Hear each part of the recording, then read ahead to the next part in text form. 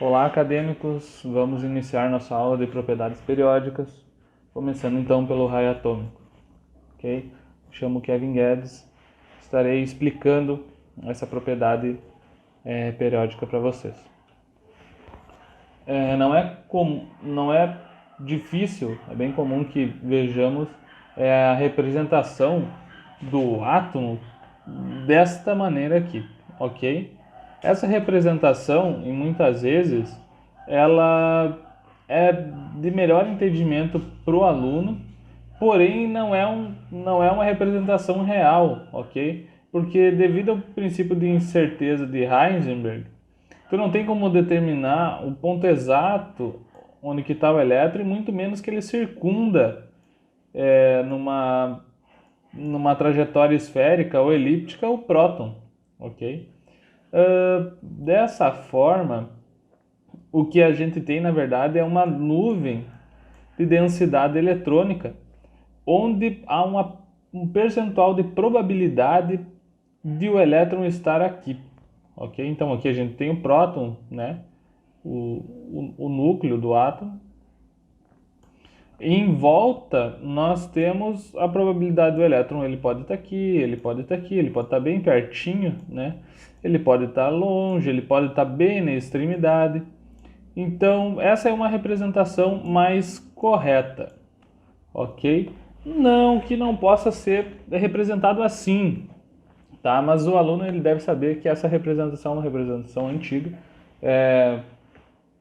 e que não transmite a real forma do átomo, ok? Então, como faríamos a medição do raio atômico? Bom, se fosse dessa forma aqui, seria muito fácil. Era só a gente pegar a distância do núcleo até o elétron, tá? Aqui ficou meio torto, mas digamos que seja reto. E a gente tem o raio, ok? Porém, como a gente sabe que não é dessa forma, a gente vai para o modelo da probabilidade da nuvem eletrônica. Se a gente for pegar o elétron, essa distância aqui é um raio, essa distância aqui é outro, essa aqui é outro, e aqui é muito maior. Então tu tem N raios para um mesmo elemento. Então isso se torna praticamente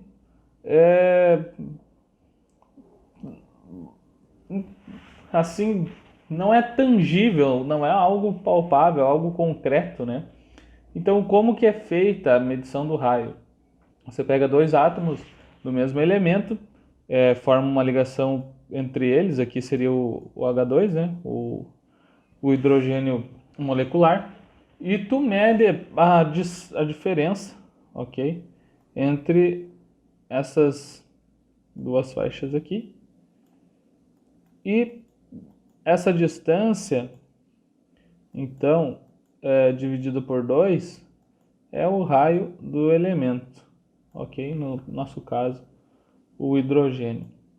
Bom, e como o raio atômico, e como podemos ver o raio atômico na tabela periódica? Tá, essa aqui é a tabela periódica. E como podemos entender para qual lado diminui, para qual lado aumenta? É importante que vocês aprendam a raciocinar e não a decorar aquele monte de setas, tudo bem? Vamos pensar de uma forma com que poderíamos explicar para uma pessoa que ela entenderia da forma mais fácil possível, ok? Então, se a gente for pensar num átomo de hidrogênio, o átomo de hidrogênio ele tem um próton e um elétron, né? E você lembra que as cargas opostas se atraem, né? Pela força de Coulomb. É claro, aqui tem algumas coisas da mecânica quântica, mas não vamos entrar nesse assunto porque é um assunto muito extenso e muito aprofundado. Então o elétron ele é atraído por esse próton, ok? Então, é claro, ele não chega a encostar no próton, mas ele é atraído. Pensando então agora, vamos analisar o período, tá? Vamos analisar o período 1. Se a gente for ver o hélio, pô, cara, o hélio ele tem dois prótons, né? Claro, ele tem 2 elétrons também, mas você concorda que esse elétron aqui, ele está sendo puxado 2 vezes, né, para o núcleo. Ele está puxando 2 vezes mais que esse aqui, ok? Então aqui ó, o hidrogênio, aqui o hélio. Então o átomo de hélio, ele tem a tendência de ser menor em relação ao átomo de hidrogênio. Ok? Já analisamos esses dois. Vamos para o período 2 da tabela periódica. Tá? O lítio, ele tem 3, tá? Ele tem 3 prótons e ele tem 3 elétrons, claro. Esses dois aqui sendo S, tá? E esse aqui sendo P. Sendo S também. Esse aqui é 1S, é do 1S, 1S, 2S, ok? A configuração dele é 1S2, 2S1, ok? Porque ele está no segundo período. Se você tem problemas com isso, essas duas colunas aqui são S, essa do meio, que é os metais de transição, são D, e essa aqui são P. Sempre tendo essa dinâmica aqui. Que nem aqui, ó. 1, 2, 3, 4, 5, 6, 7. Então, 1S1, 2S1, 3S1, 4S1 e assim por diante. Okay? Não vamos entrar nesse detalhe. Mas aqui, o lítio, esses dois elétrons que estão em volta aqui, tá? Eles estão fazendo uma blindagem contra esse elétron aqui. Então, por mais que esses aqui sejam atraídos de uma forma mais forte, tá? Esse daqui ele não vai ser atraído tanto por causa dessa blindagem desses 2 elétrons aqui. Ok? E isso fará com que o lítio, em relação ao hidrogênio, seja maior o seu raio atômico. Vamos comparar o lítio agora com o flúor. O flúor, ele vai ter 7... ele vai ter 9 prótons, tá? Vou desenhar assim, 9 prótons. E ele vai ter 1, 2, 3, 4, 5, 6, 7 elétrons na camada mais externa e 2 na camada mais interna. Por mais que haja a blindagem desses dois aqui, da mesma forma que a gente tinha no lítio, tu tem uma atração muito mais forte desses 9 prótons aqui. Então tu percebe que a tendência, se a gente for analisar todos os períodos, é que o lado esquerdo seja maior, vou dizer grande, do que o lado direito, então menor. Devido a essa atração mais forte dos prótons, ok? E se a gente for olhar por grupo, né, por família, o frâncio, por mais que ele tenha 87 prótons, né, ele tem 87 elétrons, então ele vai ser enorme, ele vai ser muito grande. Então a gente tem a tendência então de aqui ser menor e aqui ser maior, desculpa, e aqui ele ser menor. Então essa visualização aqui ficaria dessa forma aqui, ok? A gente tem então aqui seria o lítio, tá? Aqui é o lítio.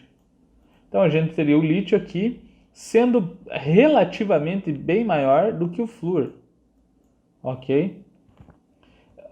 Daí você pode se perguntar, por exemplo, aqui também, né? A gente olhando os elementos mais embaixo eles vão aumentando o tamanho. Você pode me perguntar assim, bom, o sódio ele está aqui, né? E o cloro ele está aqui, né? Terceiro período, halogênios, né? O cloro está aqui, o sódio está aqui. Bom, o sódio ele é maior do que o cloro. Concorda? O sódio é maior que o cloro. Ok, então por que a representação de um cristal de cloreto de sódio ela é dessa forma, onde o cloro é maior do que o sódio? Porque vocês viram aqui, né?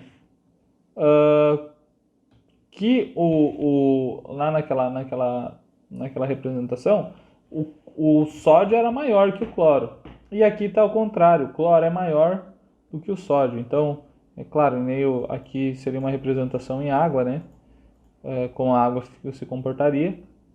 Mas e por que acontece isso aqui? Tudo bem?